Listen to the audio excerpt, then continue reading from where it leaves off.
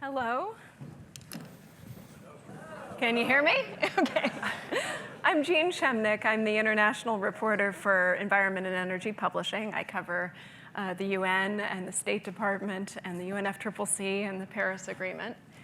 And I'm excited to be moderating this panel. I have with me Oren Cass, who's a senior fellow for the Manhattan Institute, where he works on energy and environment and social safety net issues. And I have Kate Marvel, who is associate research scientist at Columbia University, where she focuses on climate science, and is also associated with the NASA Goddard Institute for Space Studies, and holds a PhD in theoretical physics from Cambridge University. So we're focusing today on the vulnerability of the world to climate change and sort of what would be a cost-effective way of approaching that. Sort of whether policies are too expensive for how great the risk of climate change is, versus whether they actually are worth pursuing. And we have been given a resolution question, and this is the resolution question. Resolved. Anthropogenic climate change is a singular and existential threat justifying substantial and potentially costly action today to mitigate catastrophic climate risks in the future. And I've been covering Congress and sort of the federal government for a long time, and an issue that recurs is this idea of a social cost of carbon, which encompasses both the world's vulnerability to climate change, but also its economic effects. And it's an effort that comes up periodically to try to quantify what is worth doing to combat climate change versus policies that might be too costly to undertake. And there was a new attempt to put a dollar amount to this earlier this month.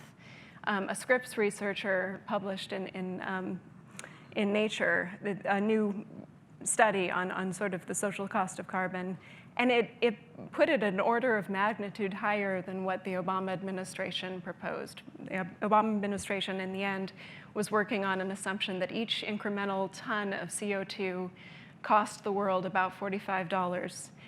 And this new study put it between $177 and $805. And this is damages that occur across the world, across countries, often falling harder on poorer countries than on wealthier ones. The median that they proposed was $417 per ton of carbon. Now, it's problematic to do a social cost of carbon estimate because you have to assume that you know how the world is going to react to each ton of carbon. You also have to assume you know what the economy is going to do, not just now, but into the future. And also you have to decide how much pain you're willing to endure now to help people in the future, because you're really making a decision that will affect generations 100 years down the line. So I want to turn this over at this point to you two. And I wanted to call on Kate to give her opening statement. Sure. So I will start with the good news. We're not doomed.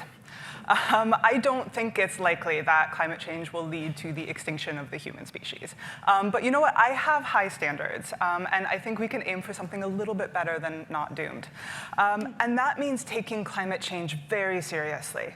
I believe that climate change poses a very unique and potentially catastrophic threat to human civilization, a threat that requires immediate action. So let me begin by talking about what's actually happening already. 2015 was the hottest year ever measured until 2016. Last year was the hottest ever recorded without that extra boost from a natural El Nino event. And this matters. 2017 was a horrific hurricane season with Harvey and Irma and Jose and Maria. And now in 2018, we have Florence.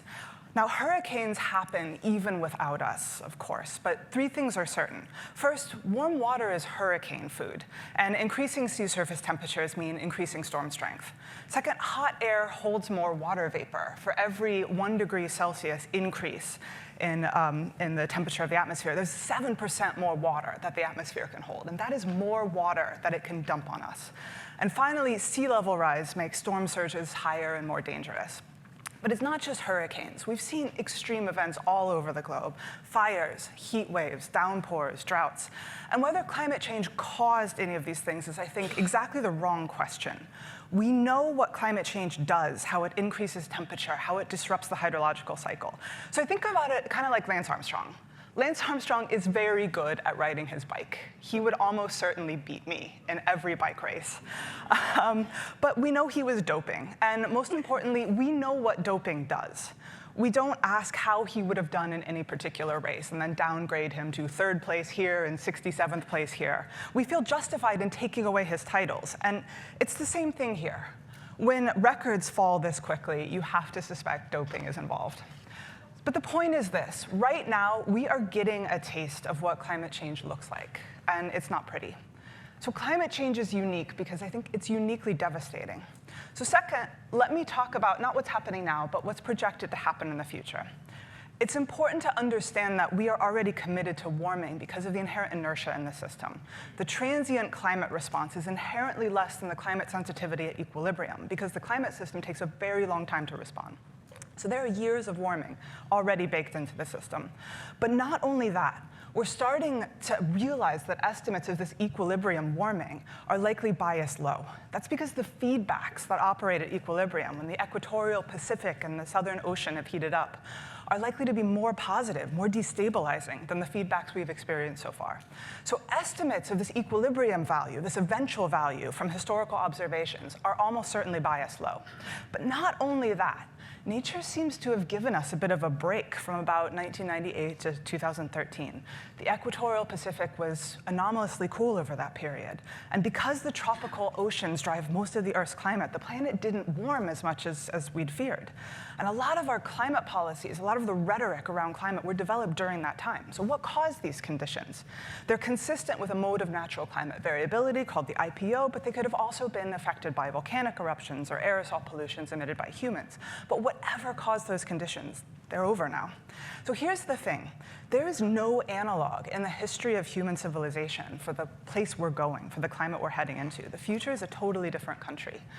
Third, that paper that was mentioned about the social cost of carbon really illustrated that climate change has massively unequal impacts. And I agree that we face very large problems: poverty, racism, economic inequality. But climate change does not exist independent of these problems. And I think the US military has it right in considering climate change as the threat multiplier. Finally, let me end with the thing that really scares me. I am a physicist, and I can tell you what happens when a column of air gets heated up. I cannot tell you what happens when people get heated up. Let me tell you a quick historical story. In the late 1700s, a series of Icelandic volcanic eruptions caused regional cooling.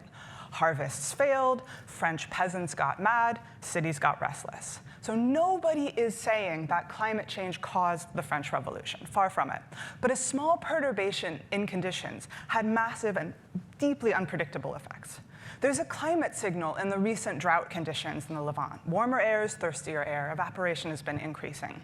Droughts, rising food prices, unrest in the cities. Once again, climate change did not cause the Arab Spring.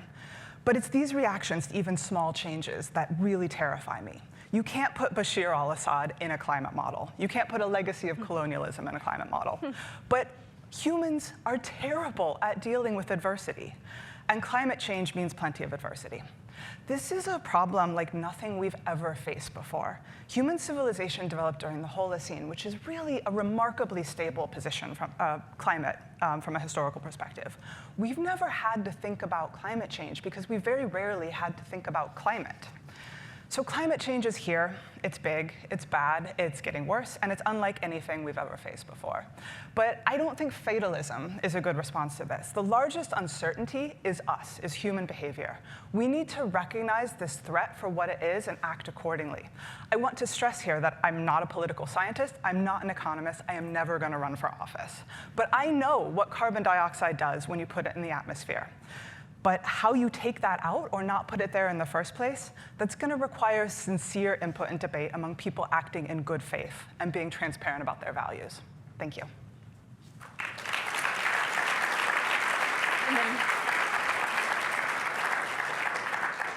And Oren? All right. Well, thank you, everyone. It's always an honor to speak at the Breakthrough Dialogue. And I'm especially delighted to be here with Kate, who I think is doing a lot of the most thoughtful writing on climate change over at Scientific American right now. We disagree, though, on how to think about climate change. She described it as unique and potentially catastrophic. In my view, climate change is going to impose real and very substantial costs on society, but also ones that are entirely manageable. Ones ultimately that are within the realm of the kinds of challenges we've coped with over the last century, and within the realm of all the other kinds of challenges we're going to have to cope with in the next century, whether the climate we're changing or not. So I don't have any objection to anything that Kate said about the science. I am not a scientist. I do that economics and political science stuff she mentioned at the end. But I think it's useful to just start with what the IPCC says and stipulate that that's essentially the best information we have available for policymakers to work from when they're understanding. And then to recognize that what climate change means for people is not a question necessarily of what the science says. It's a question of the pathway from those scientific effects to effects on human societies. And that those require a lot of analysis of how societies adapt and change, how technology changes, how economies evolve, and so forth. So how do we go from IPCC to catastrophe? Well, let me start just with what the IPCC says. I may say extra C's in there, I'm sorry, which is that they don't predict catastrophe. In fact, with respect to small, low-lying, poor countries, they say some are expected to face very high impacts that in some cases could have associated damage and adaptation costs of several percentage points of GDP. Now, several percentage points isn't nothing, but it's certainly not insurmountable or catastrophic. Regarding ecosystems, it says with 4 degrees Celsius of warming, climate change is projected to become an increasingly important driver of impacts on ecosystems, becoming comparable with land use change. So again, not out of the realm of what we understand. In fact, exactly within the realm of the kinds of ecological effects we've seen happening in the world, which isn't to say they're good things, but it's to say they're ones that are certainly compatible with a flourishing civilization. And finally, it says for most economic sectors, the impact of climate change will be small relative to the impacts of other drivers. Changes like population, age, income, technology, relative prices, lifestyle, regulation, governance, and many other aspects of socioeconomic development. So whether you read what the IPCC says and go to catastrophe, or go to the kind of problem that we've actually coped with and will continue to cope with in a variety of contexts, I think depends on 3 things. It depends on how you understand costs in the distance, how you understand costs over time, and how you understand costs in the extreme. And so I just want to talk about each of those 3 for a minute and look at what are the differences in how we might perceive those things and how it would affect our ultimate assessment of the risk. So costs over time. We're talking about future generations. And obviously, I think there's an impulse to worry, what are we foisting on to future generations? Are we not concerned enough about them? But the flip side is to recognize that future generations are going to be almost immeasurably more wealthy and better off than we are in a variety of ways. So if you take, for instance, Bill Nordhaus's DICE model, the high-end estimate used by the Obama administration, what he estimated the effect of climate change as ultimately being was the difference between the world of 2100 being 6.7 times wealthier than today, or 6.5 times wealthier than today. Now, that's not nothing. It's about $20 trillion a year, actually, by 2100. But the question isn't whether we're better off or worse off. It's, are we wildly better off, or wildly and even a little bit more better off? And when you go from macroeconomic to concrete effects, you realize we're not just talking about GDP. We're talking about things like desalination technology. So it's true that Syria has struggled with climate conditions recently. The country next to Syria, called Israel, has faced roughly the same climate conditions, and it actually started running a water surplus last year. The difference between Israel and Syria isn't climate. It's institutions, it's innovation, it's technology, it's all of these other attenuating circumstances that we ultimately have control over and will be much more important to what the world of 2100 looks like. Second, costs in the difference, in the distance. The boiling frog anecdote is very popular, except that it's exactly backward. If you throw a frog into boiling water, you probably kill it. If you heat it up slowly, it tends to jump out when it gets uncomfortable. And what that means is actually, there's this saying, there's nothing worse than a slow-moving crisis. Well, yes, there is a fast-moving crisis. Slow-moving crises are vastly preferable. They give us time and resources to respond. And it also means that the effects that we're talking about turn out to be spread over long periods. So for instance, hundreds of millions of refugees is a very popular description of a climate impact. Each and every one of those would be a tragedy, but spread over 50, 100 years, you're talking about a few million people a year. In fact, roughly the same kind of refugee crises we face and cope with and always have, and unfortunately probably always will. By contrast, the World Bank says 2.5 billion people are going to migrate to cities just by 2050. So climate change isn't even moving people substantially more rapidly or more disruptively than we see anyway. And finally, costs in the extreme. The IPCC could be wrong. We could face something much worse than what the best science has as a best estimate. And I'll admit that that is scary, and I find it scary too. But once you move from what we actually think the science tells us to the worst cases we can imagine, you're really just in the realm of making up worst cases of things, and you can do that anywhere. And then you have to ask, are the worst cases you can make up with in climate more credible or worse than the worst cases you can make up anywhere else? And again, ultimately, I don't think there's a lot of evidence for that. And so you're faced with a problem that looks a lot like a lot of the problems we face. Not singular, not unique, and certainly not existential. Thank you.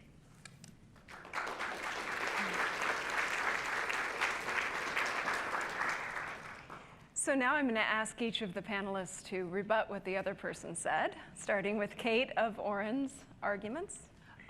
So I will start by saying, as a millennial who cannot afford a house, I am delighted to hear that the future is wealthier than... And I think that's a good point, but I think we have to take into account the fact of the distribution of that wealth. I know as a scientist that really big gross measures, like for example, the temperature of the planet, hide a lot of complexities, hide a lot of subtleties underneath them. And I would be wary of anything that uses sort of a large aggregate metric like GDP to make arguments, because I'm worried about myself and I'm worried about other people left on the wrong side of that sort of gross measure. I'm a little worried by the adoption of the calm and measured language used by the IPCC to try to argue for the non-severity of climate change. And I think that is a communication problem that we scientists face a lot of the time. If we talk about our emotions, if we say, I am terrified, I am upset, I am worried, we are accused of being unobjective scientists. But if we try to couch our findings in very measured language, we are told that we are not being robust enough in our conclusions. I read the IPCC very differently. As a human being, when I read the IPCC report, and as a scientist who reads the IPCC report with an eye toward the future, I am very terrified. I am very scared. We are looking at climate changes. We're looking at a possibility of 4 to 6 degrees warming by the end of the century. And to put that in context, the difference between now and the last ice age was about 4.5 degrees Celsius. And in all of my research, in all of the science that I look at, there's sort of one theme that becomes clearer and clearer and clearer. There are no analogs in anything that we've experienced for where we are going. The future is going to be such a different country. We are sending our children to live on a foreign planet. And that's something that I think we should take really seriously. So the severity of the threat and the unprecedented nature of the threat is something that I think merits immediate action. I want to end my time here by talking a little bit about moving beyond the IPCC. We are gearing up right now for the 6th assessment report. I am not involved in the IPCC directly, but I am involved in something called the World Climate Research Program's assessment on climate sensitivity, which is basically trying to figure out, if you remove all of human uncertainty from the system and you just keep the physical uncertainties, how hot is it going to get? And this has remained a stubborn problem. The uncertainties have not narrowed in a really long time. But bringing together disparate lines of evidence, so theoretical and process-based evidence, evidence from the historical climate record, and evidence from paleoclimate, really reinforces this conclusion that a lot of our current estimates are lowballing that eventual value. They are underestimating exactly how bad it's going to get. And I think we should keep that in mind. We should keep in mind the fact that a lot of the IPCC estimates were based on the best available science at the time, which is now being updated to reflect something slightly scarier. So thanks very much.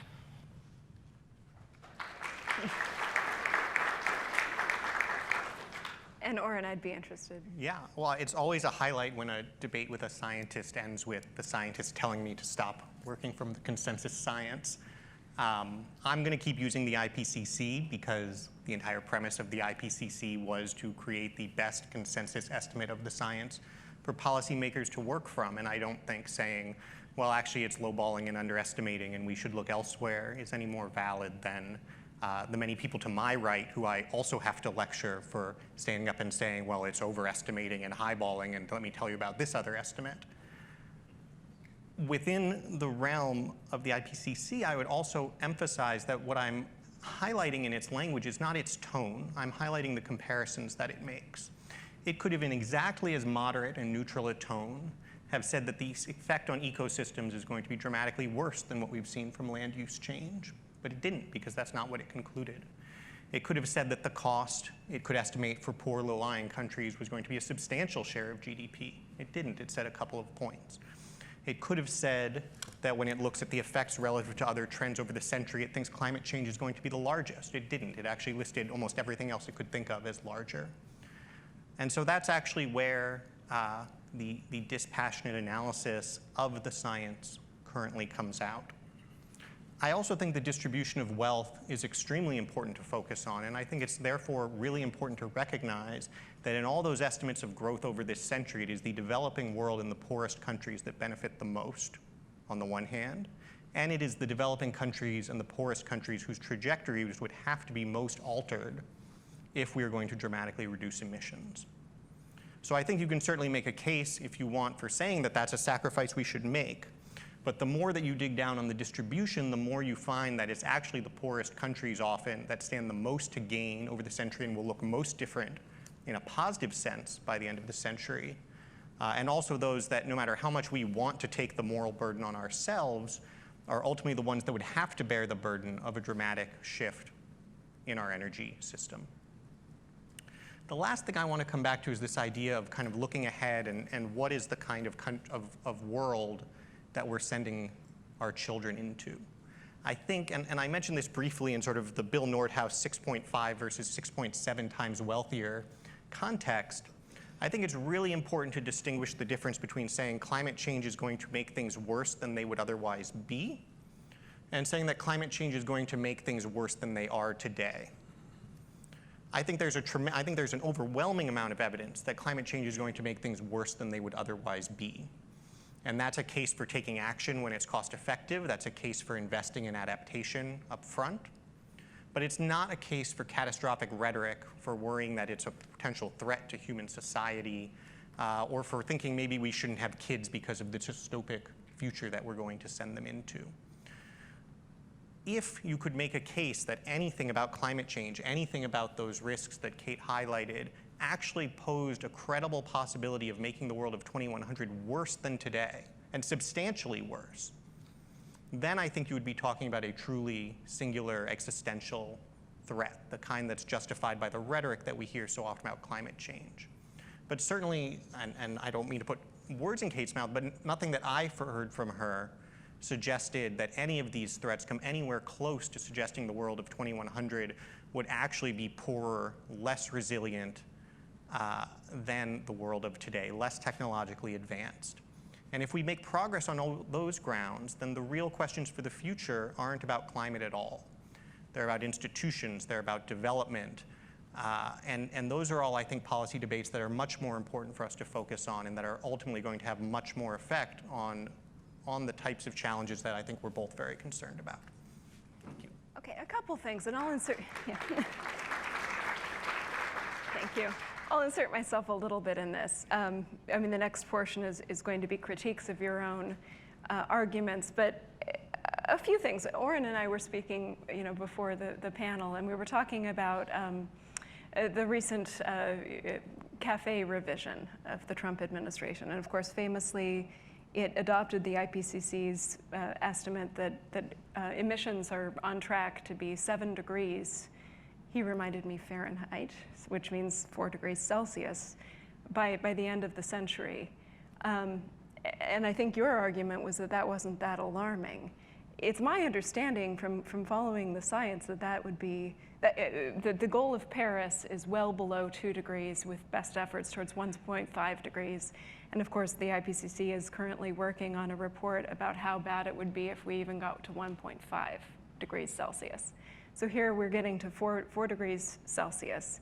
Can you give me a sense of just what happens at 4 degrees at the end of this century? So right now, our best understanding is that a lot of the impacts of climate change scale more or less with temperature. That is discounting, sort of like what we call tipping points, or major disruptions to the carbon cycle, for example. But a 4-degree world is a scary world. It's a world where there's widespread drought because a warmer atmosphere is a thirstier atmosphere. It's a world where when it rains, it pours because for each degree of warming, there's 7% more water vapor in the atmosphere. It's a world of sea level rise. It's a world where the coasts look fundamentally different, but not only the coast, the areas inland from the coasts, which will be experiencing sunny day flooding. It is a world where perhaps we don't know if our crops will grow there, if they will grow in the places that we currently grow them. And I do kind of want to stress that there are a lot of uncertainties surrounding climate change. But a lot of times when we talk about uncertainty, people hear, well, it could be really beneficial, or it could be bad, but it's a distribution centered around fine. And I think we have to be really, really clear that we've ruled out fine. It's not going to be fine. And when we talk about uncertainties, we talk about basically uncertainties and how bad it's actually going to be. Okay. And for Oren, I was struck, you noted that some of these small developing countries that are on the coast would lose a couple of points of GDP. And I did a series this year about the Marshall Islands, and some huge percentage of their economy as it is now is our aid, US aid to the Marshall Islands, mainly as a legacy of our testing a bunch of nuclear bombs in them earlier, in the 20th century, mid-20th century. It strikes me that isn't a small impact on a country like that, because that's money that they could, put towards roads or, education or attracting new business. So can you maybe develop that a little bit too? Why is it inconsequential? And that's my word. Maybe that isn't yours. But if you lose a couple of percentage points, if it's not at the U.S., if it's a small country that every percentage point really counts, too. In addition to please critiquing, which I should have your own argument. Yeah. Oh, I don't think it's inconsequential at all. I think. And one thing I hope we'll talk about more is the limitations on using economics as a measure of any of these things. But to the extent it is an economic measure, it's a manageable one. And I think that's sort of the way in which I've tried to lay out the position, is not that there aren't costs, not that the median is fine, that this is going to present real and serious problems. A few percentage points of GDP, however, is not catastrophic, unique a threat to human civilization or anything on that scale. It's the same, especially over the course of the century, it's the same kind of cost associated with bad tax policy, bad education policy, bad housing policy. And so it's absolutely worth discussing. I think it's worth talking about if we think some of these countries, and frankly, I think a few points of GDP is probably a lowball estimate if I had to guess. If you were talking about low-lying, especially less so islands, more so a Bangladesh, let's say, I think it's an incredibly serious challenge for that kind of country. If you ask whether you think Bangladesh in 2100 is going to be better or worse off on our conventional metrics of human flourishing than it is today, I don't see any way to connect any of the climate impacts that we've been talking about to a case that they would be worse off. You referenced that we're going to get wealthier by the end of the century, and this may just be my lack of information, but what are you referencing? How do we know that Kate and I are going to be able to buy large houses later in our lives? Well, almost all of the increase in wealth is going to come from the developing world. I mean, if you look at what the kinds of progress that most mainstream estimates contemplate for this century, it's small continued gains in countries like the US. It's bringing the entire developing world up to something that starts to look like a developed world standard. Maybe not even as rich as the US is today, but maybe as rich as, say, Eastern Europe is today. And taking 4 or 5 billion people from the really destitutely impoverished conditions that they face in many cases up to the standard of an Eastern Europe is a complete game changer in terms of what the world looks like. And again, it's a game changer in the concrete things we care about, like resilience to droughts, resilience to storms. Those are exactly the dimensions on which a developing country in 2100 you would expect to look completely different than it does today. And I'm sorry, but do either of you have things that you think are holes in your own arguments? Oh, I brought a whole list. Can we still, did can you we really? still do that one? Please. Yes, and both of you. I don't know, do you want to go first? You can go first. Oh, yeah, of course. No, I thought this was the best question because I think this is such a challenging issue. And as I mentioned, I think climate change is scary too. I think the fact that we can't with any certainty know what exactly the future holds makes it an incredibly challenging issue to talk about. So, one thing I think is very difficult to think about is how we do risk management and assess the precautionary principle. If you said there's a non-zero chance that this is an absolute catastrophe, that it's going to wipe out civilization, then in theory you would, just by multiplying out the percentages, do anything to prevent it. I think ultimately, though, if we step back, we recognize that you can make that argument in so many places that you can't do policy making on that basis. And so I think that's one that I really struggle with. And then the second, and I mentioned moving beyond the economics, I think something that environmentalists in general, and especially in the climate context, have made a misstep on is conceding that we should talk about everything in terms of GDP and cost-benefit analysis.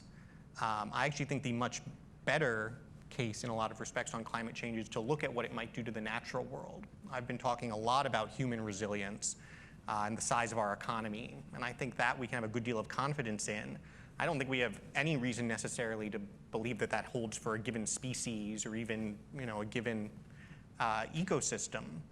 And I think there's a very interesting debate to be had about how we value those things and how what costs we should be willing to accept, not on behalf of the size of the house of our grandchildren, but on behalf of the quality of a given ecosystem. And again, on balance, I think, especially given the focus on the developing world, raising up the human population and investing in its growth economic growth is the most important thing we can do. But I think that's certainly an important conversation to be had and one that gets brushed aside when we're just talking about whether humanity will be okay or not. I'm afraid, go ahead, because I put us over the time limit, so maybe we can have a few minutes. Do you have thoughts that are, what are the problems with scientists communicating in this area, maybe? Sure. I mean, I think climate change happens in the world that we make for it. And the sort of physical aspects of climate change, the biogeophysics of the Earth, are only a small part of that. And as a physicist, I am trained to think about the Earth system as a physical system. But what actually matters, as Oren has pointed out, is the people who live on that planet. I have been on record as arguing for a moratorium in the use of sad polar bear pictures in any illustration of climate change, because I think climate change is about people. And understanding people is not my training and is not my specialty, and that's something that science can input on, but we need to rely on people who are on the ground, policymakers, stakeholders, and people with specialized training, economists and social scientists and demographers. And we need to have good faith discussions with people with that set of training. So, you know, maybe it could be that human beings can adapt to what the climate is going to throw at us. And it could be that adaptation is sort of buried in all of the things that I don't know about how humans react. That could be possible. I think we've both made sort of oblique references to marginalized communities, developing countries, the global south, people within developed countries who don't enjoy the full benefits of economic growth and development. And I care very much about what happens to those communities. But I think that is a very powerful argument for the inclusion of more diverse voices in gatherings like this. I am not sure that either of us should use the fact that climate change is going to have unequal impacts. It's going to impact developing countries very much, because neither of us is from a developing country. And I think we really need to hear much more from the diverse voices from those developing countries. Great, thank you. So I'm now actually going to invite up Jeremy Karl from the Hoover Institute. He's a research fellow, to do a critique of his own. I should have said you should be preparing your own questions for later in this panel. So start thinking about what you might ask these two people later. Thank you. Thanks so much. It's a pleasure to be here. My name is Jeremy, and I'm a lukewarmist. That's a term that's probably familiar to many of you. It's one that I first heard at another breakthrough event, probably from Ted Nordhaus many years back. And it's one that has several definitions, but the one I'll use today, just for the purposes of this, is someone who thinks, and I think I'm sort of roughly where Oren is, that while the climate is warming, we're unlikely to be headed to a climate catastrophe, and thus radical measures to deal with climate change are both unnecessary and indeed may well be counterproductive. And there are several reasons for my lukewarmism, but in the brief time I have, I'll advance four. First and most important, doomsayers continually underestimate the power of human ingenuity, what the late economist Julian Simon called the ultimate resource.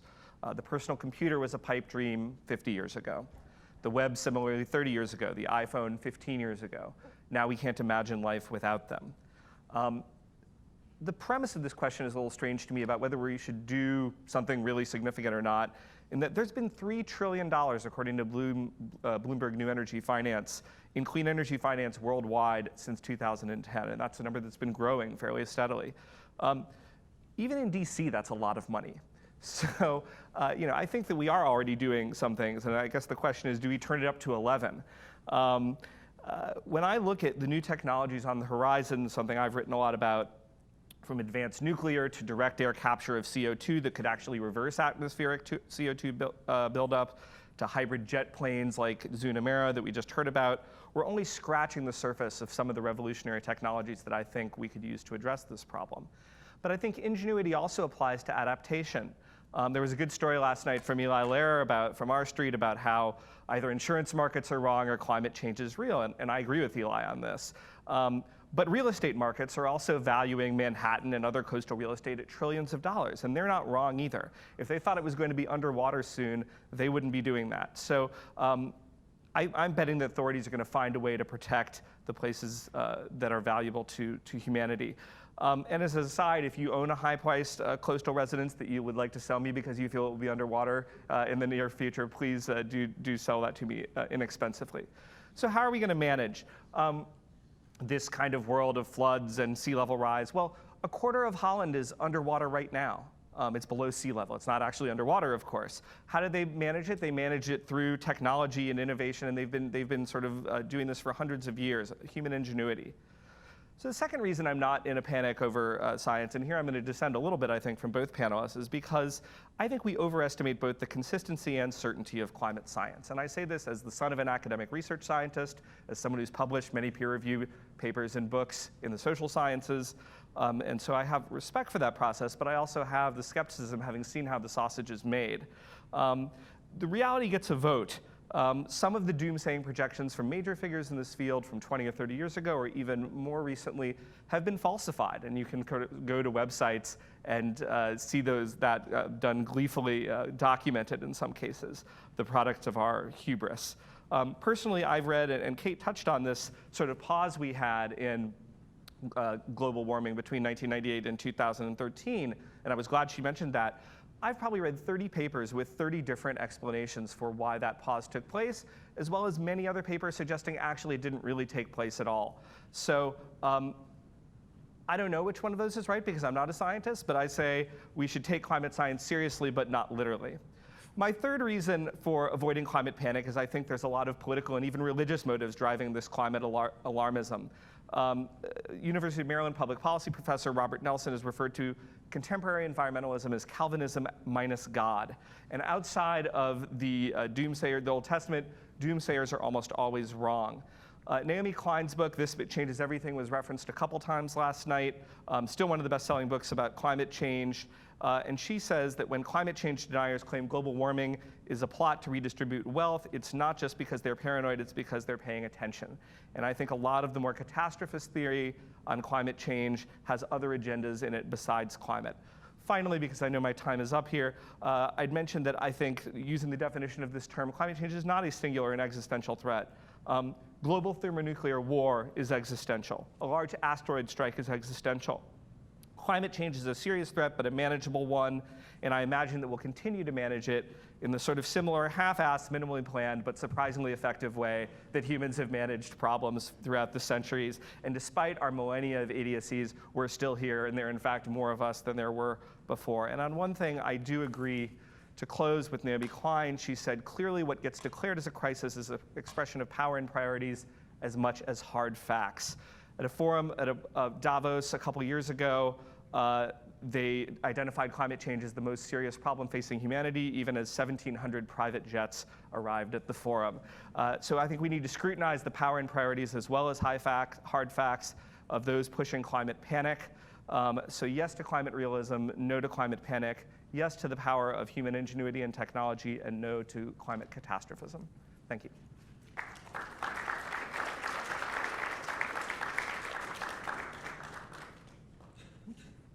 You don't have to come up every time.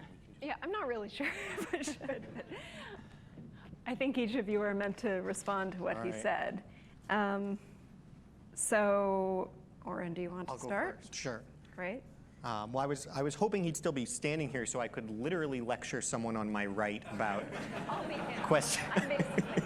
about questioning the science. I wanted to pick up in particular on two things he said. Obviously, generally speaking, Jeremy and I have a somewhat similar perspective. I think one thing that was interesting was in talking about the nature of human ingenuity and adaptation, he really emphasized sort of the great things yet to come that we haven't even thought of yet. I try to stay away from that case. I think he's right, but I think it moves into the kind of non-falsifiable, well, one side can stipulate that climate change could destroy everyone, and the other side can stipulate that someone's going to invent a box that stops that. And when I talk about the adaptation and the growth, what I'm really emphasizing is technologies we already know we have and we're using today that we know address these problems. And so that's things like I mentioned desalination in Israel. India just built 1 million irrigation ponds that's tripling their agricultural yields. Bangladesh, I think, is actually a powerful example. They've been hit with 3 of the most severe category of cyclone in the last 50 years. The one in 1970 killed 500,000 people. The one in 1990 killed 100,000 people. The one in 2010 killed 4,000 people. And that's because of things like early warning systems, weather forecasts, concrete shelters. It's those kinds of things that actually get us so much of the way to being able to be confident that the world of 2100 is going to look better than the world of today. And then the last thing I would just mention briefly, I think with respect to kind of the political and religious motivations point, I do think there's something to that, and I think it's on both sides certainly, but I'm always struck by how frequently those who are minimizing climate threats are sort of cast aside for motivated reasoning and not liking policy recommendations, when I think there's almost an exactly parallel trend on the other side of the people who most amp up the concern and view it as catastrophic, coincidentally are not being the people who are most inclined to be really excited about the kinds of solutions they think will take care of it. And so I think when you get not only from the science to the economics and the political science to the psychology of the issue, in my experience at least, you find a lot of very parallel maladies on both sides of the debate. Okay, and Kate? When you talked about, there are predictions of climate science that have been falsified, I would just say citation needed. I would need to actually see the peer-reviewed literature that shows very definitively that these predictions have been falsified. It is not my impression that that exists. When you're talking about the so-called hiatus or pause or stop in global warming, and you said, the fact that there is no one simple explanation means that scientists don't know what they're talking about. I do have to say that is unequivocally not true. What caused the pause, the hiatus in global warming? The answer is all of the above. It did not exist in the sense that we have coverage bias issues over the Arctic, which means that we underestimated the actual warming because we don't have enough satellites measuring the Arctic. The Arctic is warming faster than anywhere else. There is a contribution of volcanic forcing. We underestimated the amount of stratospheric aerosols that volcanoes would inject into the atmosphere. There is a contribution of internal variability as well. And this pause, this hiatus in global warming is incredibly complex and incredibly interesting. And that's why scientists have spent so much time and so much effort studying it. And there is no one simple explanation. But the fact that there is no one simple explanation for this is something that I'm really proud of, is a real strength of science. And it isn't something that I think science should be ashamed of or need to apologize for. I'll just end in saying I am a little suspicious of arguments that we're going to adapt, like we're going to step back, look at the situation on the ground, and then accept responsibility and use the best available science to make informed decisions, especially if on the other side there may be a demagogue with easy answers saying blame all of those people instead. I am not a cynic, but recent historical events have made me doubt that we're going to go for option A over option B. But again, I'm just a scientist. I have no training in politics. Okay, so the next respondent, the next critic, is Dan Sarowitz, who is a professor at Arizona State University. Thanks. I'm not a lukewarmist. I'm not a catastrophist. I'm just, after 30 years of observing these debates, bemused. I try to be an empiricist, and so empirically, one thing I'd like to suggest is that we stop arguing about the science. Actually, in the late 80s and early 90s, categorical things were being said then, and I don't see that continuing to have debates about it and insist one way or the other about it, or to argue about the uncertainties, has been empirically at all helpful. I do think that Kate made a critical point that then got a bit buried, which is that what's really important is transparency about values. And I think there has been opacity about values throughout the last 30 years of debate. And I think that, remember that transparency about values can lead you in two directions. It can help you achieve disagreement, but can also allow you to see where you can agree on things. And I think there's enormous areas of potential agreement around the action that's going to need to be taken about climate change, but we've yet to actually be serious about any of them. Because we continue to enjoy arguing about the science and about a certain set of received solutions. But it seems to me that on the two major activities that are going to have to go on to address climate change, however it turns out to be, which is technological innovation and adaptation to climate impacts, there's enormous potential for agreement and for common action. A kind of pivotal moment for me came in 1996. I was at a meeting in Tulsa, Oklahoma, so the center of the oil patch. It was about climate change. Every person in the room who worked in the oil patch believed that climate change was a hoax perpetrated by the Antichrist Al Gore. As soon as we got off climate change and started talking about energy efficiency, energy innovation, alternative technologies, everybody was happy to talk about it. So I think we actually need to do some decoupling here. Yes, climate change has to be dealt with. Yes, it is there in the background. It could turn out to be extraordinarily challenging. But the real problem is to get the sign in the right direction. And that's going to require agreement around things that people can agree on, and they can agree on the power and value of innovation. We saw a fabulous example of it in the opening talk today. The second thing is adaptation. Adaptation for a long time was considered a moral hazard to discuss it. To me, that was absolutely backwards. We see from the tsunami that just occurred in Sulawesi yesterday that people are exposed to all sorts of hazards.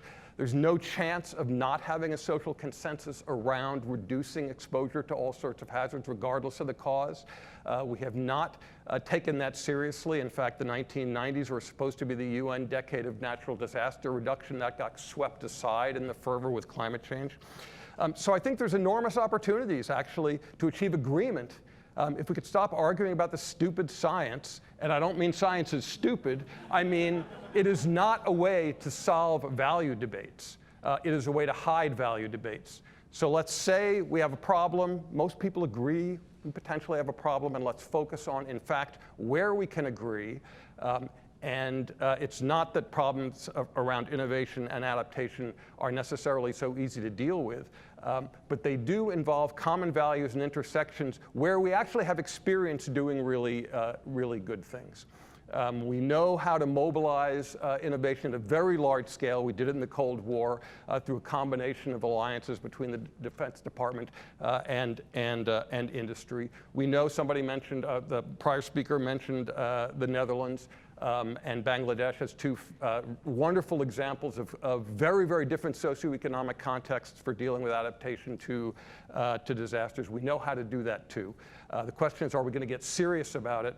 And I hope we do. And one way to do so would be to actually stop trying to achieve disagreement about things that aren't about what the real issue is, and start focusing on achieving agreement about where the action is going to happen if we get serious. So, thanks.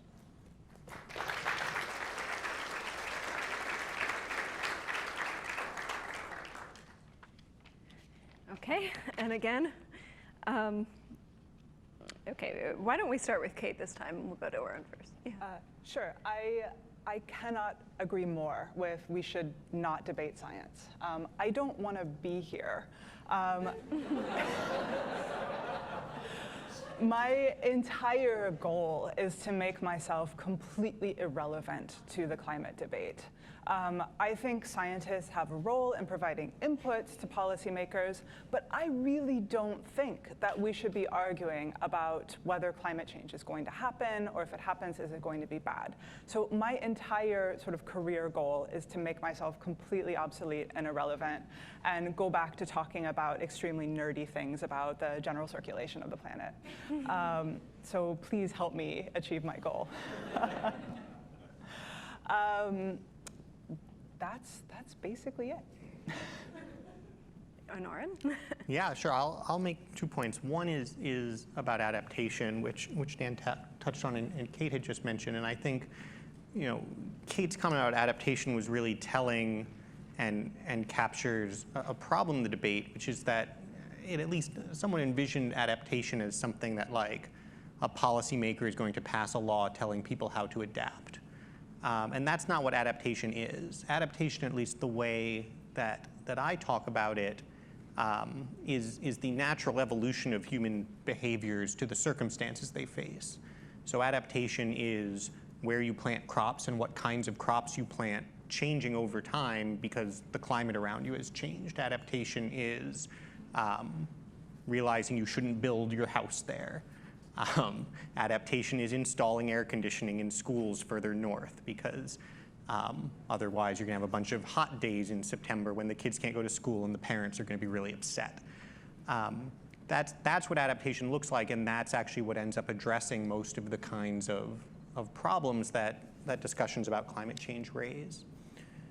The other thing I'll say about the science, hopefully I've made it clear, I agree with the point that we shouldn't be debating the science. I do want to highlight, though, why Kate is stuck here and why these questions we're talking about are still important, which is that, at least in my experience, the way that the climate debate has evolved has been from, and there are still places where the debate is climate change is happening, no it's not, yell, yell, yell.